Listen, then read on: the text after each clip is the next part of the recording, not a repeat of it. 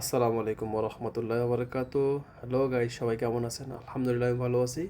আজকে একটা রেসিপি নিয়ে আসলাম নতুন, একেবারে জিরো অয়েলের ভিতরে স্যালমন ফিশ কীভাবে পাক করলাম। আমার ফ্রেন্ড বাসায় আসছিল, ও বলছে স্যালমন ফিশ খাবে, আমার হাতে রান্না নাকি এটা অনেক মজা হয়। এটা কীভাবে আমি রান্না করলাম আজকে, যারা প্রবাসে আছেন বাড়িতে আছেন তারা এটা অবশ্যই কুক করতে পারেন জিরো অয়েলে। হালকা একটু তেল দিলাম।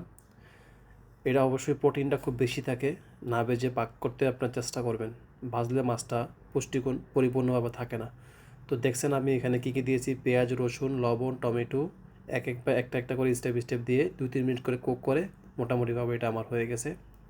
দেখেন, একেবারে ভিডিওটা শর্ট করার জন্য এটা আমি আপনাদেরকে কেটে কেটে ভিডিওটা এডিট করেছি। তারপরে হালকা একটু জিরা পাউডার, হালকা একটু ধনিয়া পাউডার দিয়ে নেড়ে চেড়ে এটা আমি 2 মিনিট কুক করেছি।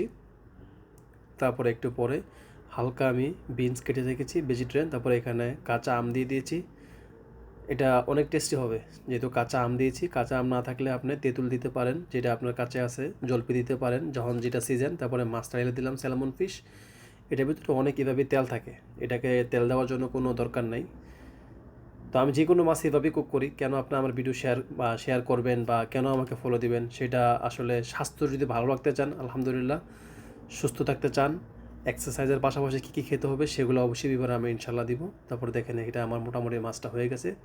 হালকা একটু পানি অ্যাড করব সুন্দর করে, যাতে ভাতটা সুন্দরভাবে খাওয়া যায়। তারপরে উপরে ধনেপাতা ঢেলে দিয়েছি, বাস মাছটা দেখেন আমার প্রপার হয়ে গেছে। অনেক অনেক হেলদি খানা এটা, ঠিক আছে? আমি বলি আপনি ট্রাই করেন আমার মতন খেতে, তাহলে আপনি সুস্থ থাকবেন, ভালো থাকবেন। ওকে, পরবর্তী ভিডিওতে আবার দেখা।